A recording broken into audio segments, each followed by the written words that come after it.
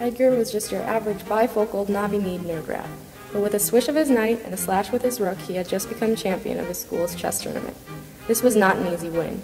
Edgar had suffered a deep splinter from his fraying pawn, and his game with Arthur Brown had lasted a grueling 3 hours. However, Edgar had his heart in the game, his heart on the prize, more accurately. The winner was given not only eternal bragging rights and a hefty chunk of Gouda, but also the right to ask the prettiest girl in school, Penelope, to be his partner during the school dance lessons the following week. As Edgar was madly in love with Penelope, it seemed like nothing short of destiny that he had won the tournament. And so on that Monday, Edgar marched up to the beautiful Penelope, and just as he had done 1,000 times before in his head, announced, "Penelope, those flowers you got in your locker on your 10th birthday, those were from me. And the teddy bear on your 9th birthday and the cheese ball on your 8th, those were from me too, because honestly, I'm madly in love with you." Her response, however, was not just as he had imagined 1,000 times in his head.